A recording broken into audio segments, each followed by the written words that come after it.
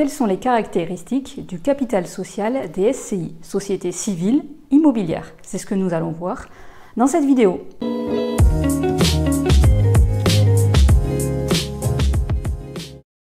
Bonjour et bienvenue sur la chaîne PMC Expertise Comptable. Je me présente, je m'appelle Célia Pétrissan, je suis expert comptable, je suis la fondatrice du cabinet PMC Expertise Comptable. N'hésitez pas à vous abonner à la chaîne pour recevoir toutes nos nouvelles vidéos. Donc aujourd'hui, dans cette nouvelle vidéo, nous allons voir les caractéristiques du capital social dans une SCI.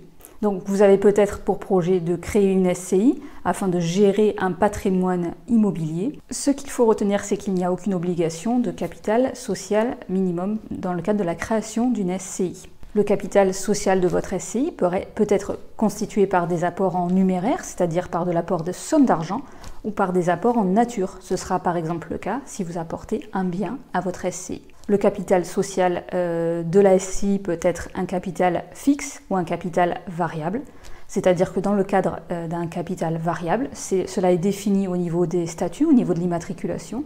L'intérêt, c'est d'avoir moins de formalités lorsque vous souhaitez augmenter votre capital. Donc vous avez un minimum requis et un maximum autorisé, au-delà duquel il faudra réaliser donc des formalités. À noter que les statuts doivent mentionner donc le montant du capital social et la répartition du capital social entre les associés.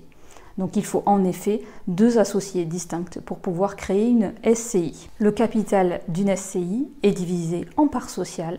Ces parts sociales sont donc octroyées en fonction du capital apporté à la société. Donc si vous êtes sur un projet de création d'SCI, à noter qu'à la différence d'une société classique, vous n'aurez pas besoin d'un certificat de dépôt des fonds pour vous immatriculer, c'est-à-dire aller bloquer le capital social à la banque avant votre immatriculation. Vous n'avez pas besoin de réaliser cette formalité. Un autre point important en SCI, à la différence des sociétés commerciales, c'est que vous n'êtes pas soumis à des obligations de reconstitution de capitaux lorsque vos capitaux propres sont inférieurs à la moitié du capital social. Donc vous avez une obligation de reconstituer vos capitaux.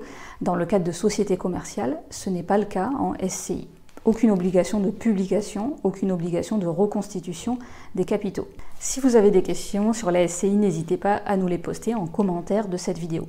Je vous souhaite une très bonne fin de journée et je vous retrouve très bientôt pour une nouvelle vidéo sur la chaîne PMC Expertise Comptable.